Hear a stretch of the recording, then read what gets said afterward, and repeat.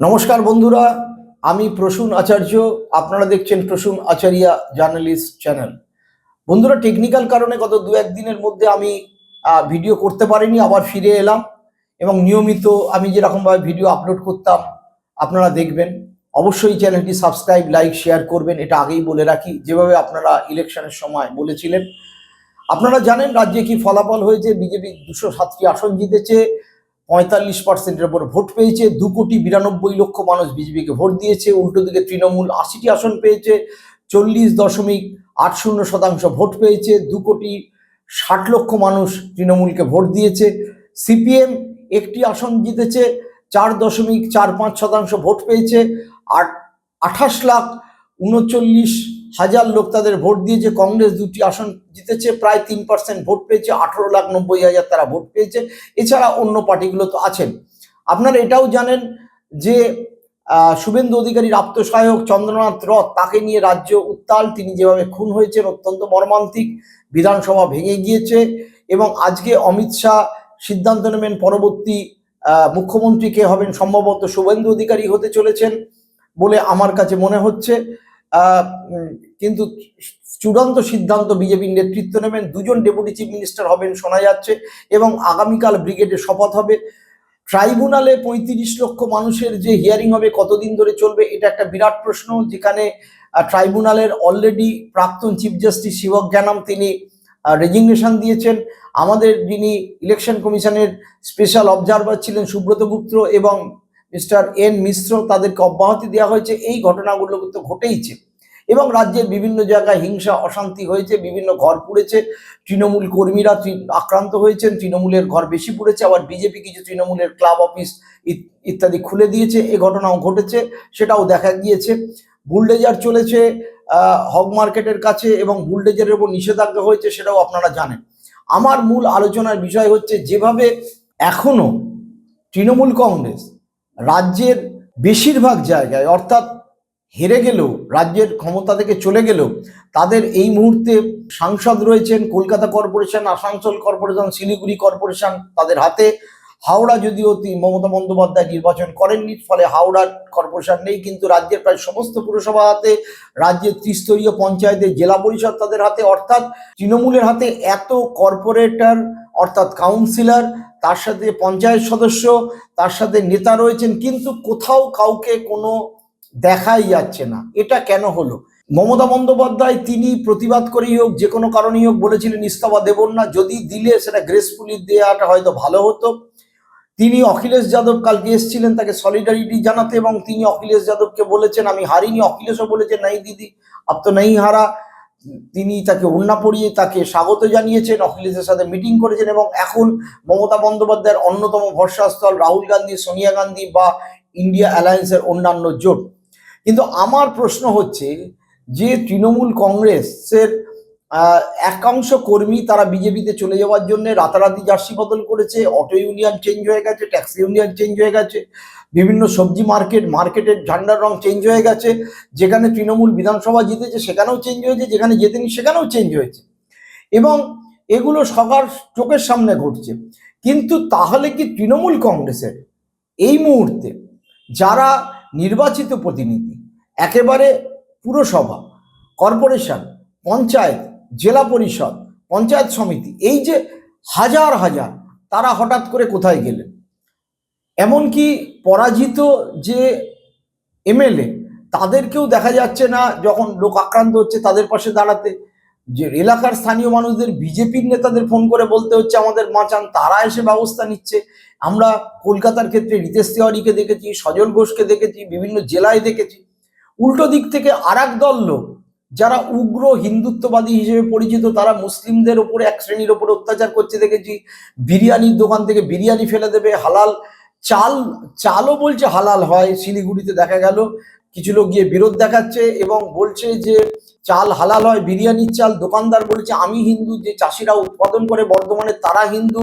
কোনো কারণে একটা নম্বর ছিল, সেটা মুসলিমদের কাছে অত্যন্ত পয়গম্বরের নাম্বার বলে বিবেচিত হয়। সেই নাম্বারের কেন প্যাকেট হয়েছিল আমি বলতে পারবো না। হাওড়ার একটি জায়গায় দেখলাম বলা হচ্ছে কোনো হিজাব পরে কোনো মেয়ে কলেজে যে আসতে পারবে না। আমরা বারাসাতের ক্ষেত্রে দেখেছি বিরিয়ানির দোকানকে বলা হচ্ছে সরিয়ে নিতে, মন্দিরের কাছাকাছি ছিল। নিউ মার্কেট অঞ্চলের বা যে সমস্ত দোকান ফুটপাতবাসী মুসলিম তারা ভীত। অন্যদিকে বিভিন্ন লোক রাতারাতি জার্সি বদল করে, এবং বিজেপি নেতৃত্ব বারবার বলছে এটা জার্সি বদল করেই তারা হাঙ্গামা করছে। এই রকম একটা অদ্ভুত পরিস্থিতিতে তৃণমূলের এই এত সংখ্যক, অর্থাৎ তাদের হাতে রইল তারা গেল কোথায়? এবং তাহলে কি তৃণমূল পার্টিটা, যেটা বহু জায়গায় সোশ্যাল মিডিয়ায় আসছে, বহু জায়গায় বহু লোক আলোচনা করছে, তাহলে কি তৃণমূল যে স্ট্রাকচারের উপর দাঁড়িয়েছিল, অর্থাৎ আমি যেটা বারবার বলতাম এবং বহু লোক আমাকে বলতো যে কোনো আদর্শগত ভিত্তি নেই, সিপিএম হাটাও দেশ বাঁচাওয়ের ওপরে তৃণমূল গড়ে উঠেছে এবং Mamata Banerjee extended Mamata Banerjee fan club বলা চলে, সেইটার ওপরে তৃণমূল দাঁড়িয়ে আছে। তাহলে কি স্ট্রাকচারালি তৃণমূল এতটাই উইক ছিল যে তাদের কোনো লোকজন রাস্তায় নেমে বা কোথাও কোনো ফাংশন করছে না? মানে প্র্যাকটিক্যালি যেটা সবচেয়ে ক্রিটিক্যাল অবস্থা দাঁড়িয়েছে, জেলা পরিষদ ফাংশন করছে না, পঞ্চায়েত সমিতি ফাংশন করছে না, পঞ্চায়েত ফাংশন করছে না, পুরসভা ফাংশন করছে না, কলকাতা কর্পোরেশন ফাংশন করছে না, কেউই কোথাও যাচ্ছে না। কেন যাচ্ছে না? মারের ভয় নাকি যাচ্ছে না? এখন কিসের মারের ভয়? যদি মারের ভয় থাকে তাহলে পুলিশ প্রশাসন আছে, কেন্দ্রীয় বাহিনী আছে, বা তাদের তো নিজস্ব লোকজন আছে। তাহলে কি তারা সবাই ভীত সন্ত্রস্ত হয়ে গেল, নাকি তারা এতটাই দুর্নীতি করেছে যে প্রতি মুহূর্তে ভাবছে যে আমাদের ধরে মারবে? এটা কেন হচ্ছে? তৃণমূল কংগ্রেসের লিডারশিপ রাস্তায় নেমে দাঁড়িয়ে মানুষকে, যারা আক্রান্ত হয়েও থাকছেন, তাদেরকে কেন তারা বোঝাতে পারছেন না যে আপনারা সঙ্গে থাকুন? আমরা 2011 যে পরিবর্তনের পরে যখন তৃণমূলের একটা আক্রমণ নেমেছিল ভয়ঙ্করভাবে সিপিএম কর্মীদের ওপর, কয়েক হাজার অফিস গুড়িয়ে দেওয়া হয়েছিল, কয়েক হাজার কর্মী আক্রান্ত হয়েছিল, ঘরছাড়া হয়েছিল, তখনও আমরা সিপিএম এর লিডারশিপকে দেখেছিলাম। তখন যারা লিডারশিপে ছিলেন, খোদ বুদ্ধদেব ভট্টাচার্য, বিমান বসু এবং অন্যান্যরা, অল দ্য লিডারশিপ, তারা জেলায় জেলায় যাচ্ছিলেন, মানুষের পাশে দাঁড়াচ্ছিলেন। অর্থাৎ এইরকম একটা সিচুয়েশন যেটা তৃণমূলের ক্ষেত্রে গত 3-4 দিন ধরে দেখা যাচ্ছে, সেটা কিন্তু বিজেপির এই সিপিএম এর ক্ষেত্রে কিন্তু হয়নি। এটা একটা অদ্ভুত ব্যাপার। মমতা বন্দ্যোপাধ্যায় মামলা করবেন, তাকে হারিয়ে দেওয়া হয়েছে কাউন্টিংয়ে, তার অভিযোগ তিনি সামনে রেখেছেন, ইন্ডিয়া ব্লকের পক্ষ থেকে সমর্থন এসছে, রাহুল গান্ধী বলছেন হারিয়ে দেওয়া হয়েছে, ভোট চুরি হয়েছে, সেগুলো আলাদা কথা। এবং আদালতে গেলে যে কি দাঁড়ায় আমরা তো দেখতে পাচ্ছি। অ্যাডজুডিকেশনের যে কেসগুলো গেছিল সেইগুলো আলটিমেটলি যখন ট্রাইব্যুনালে চলে গেল, সব মিলিয়ে 27 লাখ মানুষ ভোট দিতে পারলেন এবং ট্রাইব্যুনালে গেছে 35 লাখ। আমরা যদি ধরে নিই 35 লাখ মানুষই ভোট দিতে পারলেন না। এখন এই 35 লাখ মানুষকে বাদ দিয়ে ভোট বৈধ অবৈধ, এই প্রসঙ্গটা আলোচনা আমি এর পরবর্তীকালে অবশ্যই করব এবং এই নিয়ে একাধিক আলোচনা হবে। এই মানুষদের যাতে ভোটাধিকার ফেরত পাওয়া যায়, আমি আমার ছোট ইউটিউবে চ্যানেলের মাধ্যমে বারবার সেই নিয়ে আলোচনা করব, যেখান থেকে যে যাই বলুক না কেন। কারণ এইটা ভারতের সংবিধানগত মৌলিক অধিকার, এই প্রশ্ন তোলার অধিকার আমার রয়েছে, সাধারণ মানুষের ভোটাধিকার রক্ষা করার অধিকার রয়েছে।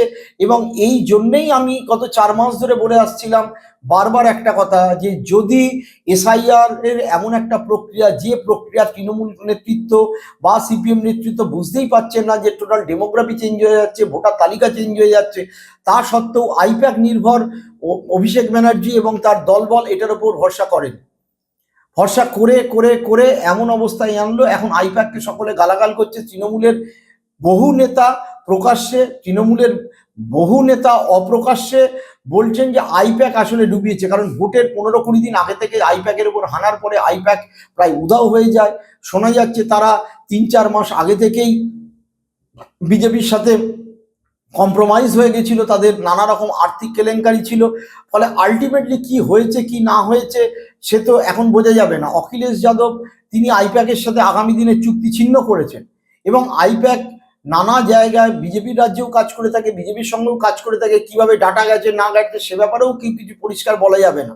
মমতা বন্দ্যোপাধ্যায় জানেন তাদের কর্মীরা অনেকেই পিঠ বাঁচাতে এবং পেট বাঁচাতে এই কারণেই যে যারা অসংগঠিত শ্রমিক, হকার থেকে শুরু করে লেবার, তারা যদি আজকে বিজেপির ঝান্ডা না ধরেন তাহলে তাদের পেট চলবে না, তো অটোমেটিক তারা চলে যাবেন। কিন্তু তৃণমূল পার্টিটা আলটিমেটলি এই যে এত সংখ্যক একটা এই রকম পিরামিডের মতো ছিল, তাহলে কি তাসের ঘরের মতো ভেঙে পড়ছে?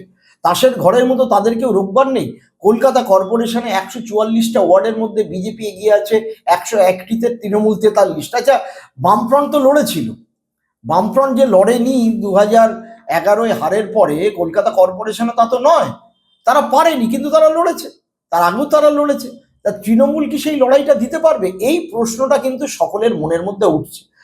সকলের মনের মধ্যে উঠছে যে অভিষেক বন্দ্যোপাধ্যায়, তাকে মমতা বন্দ্যোপাধ্যায় যেভাবে পরাজয়ের পরেও প্রায় সকলকে স্যালুট করতে বললেন এবং উঠে দাঁড়িয়ে বিমান বন্দ্যোপাধ্যায়, শোভনদেব চট্টোপাধ্যায়ের মতো সিনিয়র নেতারা তাকে অভিবাদন জানালেন, সেটা কি খুব কাঙ্ক্ষিত ছিল? আমার মনে হয় না খুব কাঙ্ক্ষিত ছিল। তাহলে তৃণমূল কংগ্রেসের যদি এইরকম একটা প্রশ্নের সম্মুখীন হয়, তাহলে কি আগামী দিন 2029 বিজেপি অপরাজেয়? বিজেপি এই রাজ্যের 42টা আসনের মধ্যে প্রায় 37টা আসন জিতে যাবে, এমন অবস্থা কি হয়েছে এখনই বলে চলে? সবচেয়ে বড় প্রশ্ন, যে ফাংশন করাটা যদি লোকাল বডিগুলো বন্ধ করে দেয়, মিউনিসিপ্যালিটি, কর্পোরেশন, পঞ্চায়েত, তাহলে সাধারণ মানুষ তার প্রত্যেক দিনের কাজের জন্য, সে ময়লা পরিষ্কার থেকে শুরু করে জল, ট্যাক্স, তার নানাবিধ সার্টিফিকেট, তারা যাবে কোথায়? এবং তারা কেন এখনো পর্যন্ত বাড়িতে বসে থাকছে? আমি তো এই ব্যাপারটা কিছুতেই বুঝতে পারছি না। তাদের এত ভয় কোথায়? তারা কবে থেকে যাবে? এই প্রশ্নটা মানুষ কিন্তু জানতে চাইছে। হ্যাঁ, নতুন সরকার হয়তো 25শে বৈশাখ 9 তারিখ আগামী দিনকে শপথ নেবে শনিবার, কিন্তু তারপরেও যদি আগামী সোমবার থেকে এইভাবেই ঠুটো জগন্নাথের মতো তৃণমূলের কাউন্সিলররা, তৃণমূলের পঞ্চায়েত সদস্যরা বসে থাকেন, তাহলে তো বুঝতে হবে যে তাদের কোনো মানসিক জোরই নেই। এটা একটা ভয়ঙ্কর ব্যাপার, ভাবা যায়নি। আমরা বারবার একটা সেকশন, বিশেষ করে সিপিএম এর পক্ষ থেকে বলা হতো যে হেরে যাওয়া মাত্রই তারা ক্রিপল করে যাবে, কিন্তু সেই ক্রিপল যে এই রকম অবস্থায় দাঁড়াবে, 2011 হেরে যাওয়ার পরেও সিপিএম এর হাতে যে সমস্ত পঞ্চায়েত ছিল, কংগ্রেসের হাতে জেলা পরিষদ ছিল মুর্শিদাবাদের, সেটা পরবর্তীকালে এই শুভেন্দু অধিকারীকে দিয়েই মমতা বন্দ্যোপাধ্যায় ভেঙেছিলেন একটা একটা করে নিয়ে। কিন্তু ঘটনা হচ্ছে, তারা সেগুলো রান করাতো, সেগুলো ফাংশন করাতো। তাহলে এবার কি তারা ফাংশন করাতে পারবে না? এই প্রশ্নটা যেরকম আমার বিজেপি নেতৃত্বের কাছেও, কারণ তারা ক্ষমতায় এলেও ডেমোক্রেটিক প্রসেসের মধ্যে, এই কনস্টিটিউশনের মধ্যে এই লোকাল বডিগুলোকে তো ফাংশন করতে দিতে হবে। আমরা অনেক সময়তেই জানি সরকার হয় এক দলের, কেন্দ্র সরকার হয় আর এক দলের, লোকাল বডিজ ফাংশন চলে আর এক দলের, মানুষ তো সেইভাবেই নির্বাচিত করে। কিন্তু কেন তৃণমূলের লোকেরা এই কমব্যাটটা করতে পারছেন না, এটা একটা বড় প্রশ্ন। তার মধ্যে থেকেই উঠে আসে আগামী দিনকে রাজ্যের কি কোনো নতুন রাজনৈতিক সমীকরণ গড়ে উঠবে? দেখুন, যে 32 লাখের ব্যবধান এবং বলা হচ্ছে 35 লক্ষ মানুষ ভোট দিতে পারেনি প্রায়, এবং 92 লক্ষ সংখ্যাটা ঠিক নয়, তাহলে বলা চলে যে একটা কোথাও এই এসআইআর প্রক্রিয়া কাজ করেছে, নিঃসন্দেহে কাজ করেছে। এসআইআর প্রক্রিয়ার তো ভূমিকা আছে। উল্টো দিক থেকে যে মালদা এবং মুর্শিদাবাদ এই দুটো জেলা থেকে যেভাবে বিজেপি 14টি আসন জিতেছে, সেটা হয়েছে একটাই কারণে, মুসলিমদের ভোট কখনো সিপিএম এর দিকে গেছে, কখনো কংগ্রেসের দিকে গেছে, কাজে হুমায়ুন দুটো সিটে জিতেছে, অর্থাৎ মুসলিমরাও পুরোপুরি মমতা বন্দ্যোপাধ্যায়ের ওপর আস্থা রাখতে পারেননি। আমি রামনবমীর দিন বলেছিলাম, এবং এর আগেও বারবার এক কথা বলতাম, সফট হিন্দুত্বকে দিয়ে কখনো বিজেপির পক্ষে ওই মাঠে মোকাবিলা করা সম্ভব নয়। যখন তিনি দীঘার মন্দির করেছিলেন তখন, যখন তিনি দীঘার জগন্নাথ মন্দির, যখন তিনি নিউ টাউনে দুর্গা অঙ্গন করার কথা বললেন তখন আমি একই কথা বলেছিলাম, এবং তারপর মহাকাল টেম্পল করার কথা ঘোষণা করলেন, মহাকাল মন্দির শিলিগুড়িতে, তখনও একই কথা বলেছিলাম। ফলে মমতা বন্দ্যোপাধ্যায়ের এটা কাজ দেয়নি। সব ঠিক আছে, ইলেকশনে জয় আছে, পরাজয় আছে, 15 বছর তার শাসনের নানা রকম ব্যর্থতা আছে, দুর্নীতি আছে। এখন অদ্ভুতভাবে দেখা যাচ্ছে টলিপাড়া থেকে শুরু করে মানে সাংবাদিক কুল, মানে কেউ বাদ নেই যারা সুইচ ওভার করতে ব্যস্ত, কারণ তারা নানাভাবে তৃণমূলের কাছ থেকে নানা রকম উপকারে পেয়েছিল, আর্থিকভাবে হোক, অন্যভাবে হোক। সাধারণ মানুষ শুধু অটোওয়ালা, রিক্সাওয়ালা, গরিব মানুষ, ভ্যানওয়ালা, সবজিওয়ালা, ফলওয়ালা নয়, যারা সমাজের একেবারে উচ্চবিত্ত, উচ্চবর্ণের মানুষ, যারা সমাজে ইন্টেলেকচুয়াল বলে পরিচিত, তারাও রাতারাতি তাদের লয়্যালটি শিফট করছে এবং আরো বেশি করে করবে। আপনারা দেখেছেন যে ইন্দ্রনীল কিভাবে কৌশিক বাবুর বাড়িতে গিয়েছেন এবং তাকে কৌশিক বাবু আদর করছেন এবং বলছেন ঘরের লোক, মানে এখন এইগুলো হবেই, এগুলো নিয়ে পরিচালক এখন এগুলো চলতেই থাকবে। তো পরমব্রত বলছে একরকম, দেবও একরকম বলছে, সব এগুলো চলবে, কিন্তু মূল যে স্ট্রাকচারাল যে পলিটিক্যাল লোক, সেটা কোথায় গেল? এইটার একটা বড় কারণ যেটা মনে হয়েছে আমার, যে দেখুন, সিপিএম এর আমলে বহু অত্যাচার সত্ত্বেও পুকুরে ফলিডল ঢেলে দেওয়া, সব ফসল কেটে দেওয়া ইত্যাদি সত্ত্বেও যারা তৃণমূল কংগ্রেসের কর্মী ছিল মমতা বন্দ্যোপাধ্যায়ের পেছনে, তারা প্রাণ দেওয়ার জন্য একাট্টা হয়ে লড়ে গেছে 2011 সাল পর্যন্ত। বারবার হেরেছে, কিন্তু বারবার লড়ে এসছে, এবং এই কর্মীরাই ছিল মমতা বন্দ্যোপাধ্যায়ের মেন শক্তি। এখন 2011 থেকে 2021 এই কর্মীদের একটা বড় সেকশনের গায়ে চর্বি জমে গেছে। তারা নানাভাবে সিন্ডিকেট, নানাভাবে পয়সা, নানাভাবে সুযোগ সুবিধার ফাঁদে আটকে গেছে। তাদেরও বয়স হয়েছে। নতুন যে কর্মীরা আসছে তারা অটোমেটিক্যালি সেইভাবে কর্মী নয়, তারা ধান্দার জন্য এসেছিল, তারা তো লয়্যালটি শিফট করবেই। পুরনো কর্মী যারা ছিল তারা অনেক উপেক্ষিত হয়েছে। সব মিলিয়ে এই মমতা বন্দ্যোপাধ্যায় একটা কথা বারবারই বলতেন, কর্মীরাই তার আসল সম্পদ, নেতারা নয়। মমতা বন্দ্যোপাধ্যায় বিধায়ক সংখ্যা যদি 80 থেকে কমে যদি 40-এও গিয়ে দাঁড়ায়, তাহলেও কর্মীরা থাকলেই তিনি বাউন্স ব্যাক করতে পারেন। মমতা বন্দ্যোপাধ্যায় বলেছেন আমি পথে নামবো, তিনি বাউন্স ব্যাক করবো। কিন্তু সত্যিই প্রশ্ন থাকবে, বাউন্স ব্যাক করা কি সম্ভব? এই প্রশ্নটা কিন্তু সকলের মনের মধ্যে দেখা দিয়েছে একটাই কারণে, যে অভিষেক ব্যানার্জি, যিনি একসময় প্রশান্ত কিশোর বলেছিলেন ফুলের টবে সাজানো গাছ, তিনি তো বিরোধী অবস্থা থেকে কখনো বিরোধিতা করতে করতে ওঠেননি। তিনি একটা শাসন ক্ষমতায় থাকাকালীন একজন নেতা হয়েছে।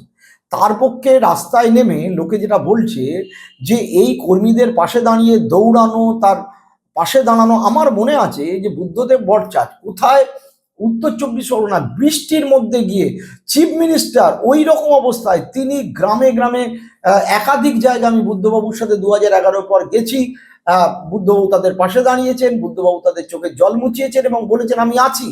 এটা 11-র পরে ঘটনা ঘটেছে।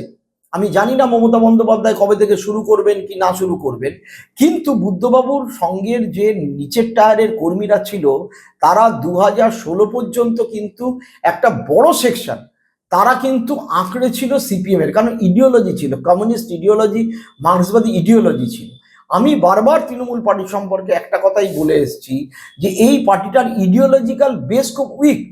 এই পার্টিটা মমতা ব্যানার্জি নির্ভর। এখন মমতা ব্যানার্জি তার ইডিওলজি ছিল সিপিএম হটাও দেশ বাঁচাও, তিনি কখনো ইডিওলজি বিজেপি সাম্প্রদায়িকতার বিরুদ্ধে লড়াই করেননি। এখন দেখার দরকার যে মমতা বন্দ্যোপাধ্যায় যদি বাউন্স ব্যাক করতে চান তাহলে তার কর্মীদের ধরে রাখতে হবে।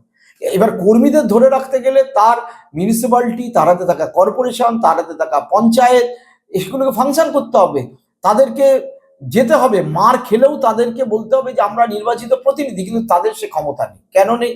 তাহলে কি তারা এত বড় করাপশন করেছে? বিজেপি ফাইল খুললে কি সকলকে জেলে যেতে হবে? এই প্রশ্নটা কিন্তু এখন সকলের মনের মধ্যে আসতে শুরু করেছে, এবং হুড়হুড় করে লোকে পদত্যাগ করছেন। পদত্যাগ করাটা স্বাভাবিক। আলাপন বন্দ্যোপাধ্যায় থেকে শুরু করে মনোজ পান যারা যারা ছিলেন তারা তো পদত্যাগ করবেনই, বিভিন্ন সরকারি মহলে যে ছিলেন তারাও পদত্যাগ করবেন। কিন্তু বিজেপির যে উত্তর ভারতীয় কালচারাল হেজিমনি পশ্চিমবঙ্গের ওপর আসছে এবং এসছে, সেটা লোকে দেখতে পাচ্ছে। অবাঙালিদের একটা হেজিমনি, অবাঙালি সংস্কৃতি, যেটা পশ্চিমবঙ্গের জয় শ্রীরামের সংস্কৃতি সেভাবে ছিল না, কিছুটা অংশে ছিল, সেটা সর্বব্যাপী হওয়া শুরু হয়েছে। তার পাল্টা কোনো ওই যে জয় বাংলা দেওয়া সেটারও কোনো লোক।